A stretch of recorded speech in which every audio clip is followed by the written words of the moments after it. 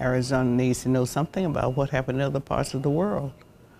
And I happened to be in Little Rock, Arkansas in 1967.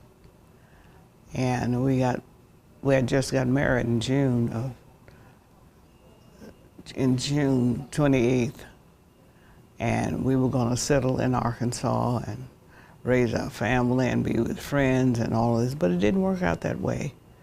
After we'd been in Arizona, we finally got these papers saying, you will be in Arizona, Williams Air Force Base, Arizona.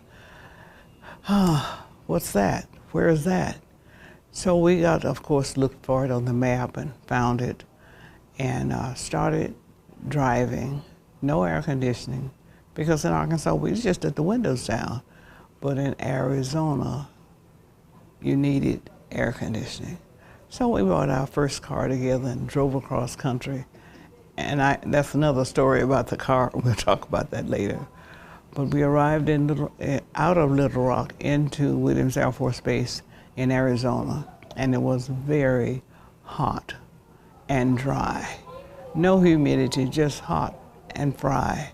So, but now I love Arizona, and everything that's happened, some has been wonderful, some have been unpleasant, but that's life. Wherever you live, something's going to be good, bad, or indifferent.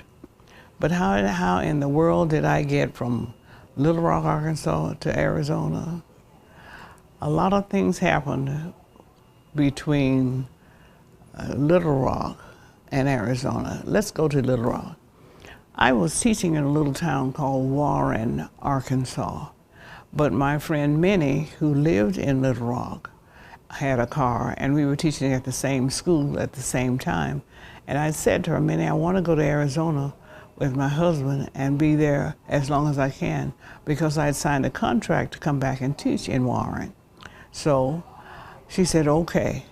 So I got on the train in Phoenix and rode all night long to Little Rock, Arkansas. This is like 3 o'clock in the morning. And there was one cab driver there that wasn't too pleased about picking up. I was just the only person there, he was the only person there. So I got in the cab and he drove around and around and around. And I said to him, why are you driving all this? And I know that Minnie lived not far from the train station. And he said to me, the road is blocked off. I said, what do you mean the road's blocked off? I just thought maybe putting in new pipes of concrete or whatever. And he said, the road's blocked off. Well, I didn't say anything else, but all the things that ran through my mind, 3 o'clock in the morning, nobody but me and this cab driver who happened to be a Caucasian. And I thought, oh my, they'll find me in the Arkansas River tomorrow morning. So we rode around and around. Finally got to Minnie's house and I knocked on the door and said, "Man," she said, "How did you get here?" And I said, "This crazy old man drove around and around and around trying to make me pay more than I would have if he just brought me straight here to the house." And she said, "But how did you get it?" I said, "I told you, this crazy old man is driving around trying to make me pay more than I should have." So he put me out and I knocked on the door, and of course Minnie came to the door. And then she started to tell me about, because I hadn't heard a thing all night on the train. I was sleeping and wanting to get to where I had to go. But we went to bed and got up. I guess we got out of Little Rock maybe around 10 o'clock, between 8 and 10, because you could get out of Little Rock, but you couldn't get into Little Rock. But when we got up and started to leave Little Rock to go to Warren, on the street, there were men in fatigues. I didn't know the governor had called 101st out of Kentucky into Little Rock to keep the peace for 9 little people wanting to integrate the high school, Central High School in Little Rock. But there on the street, there were men with guns and fixed bayonets. There were tanks in the street, up on the building tops, hanging out off the roof and out of buildings. It was the most frightening thing I've ever seen in my life. I hope I never experience war. And of course, as I went to work, I had to go to work because I had signed the contract.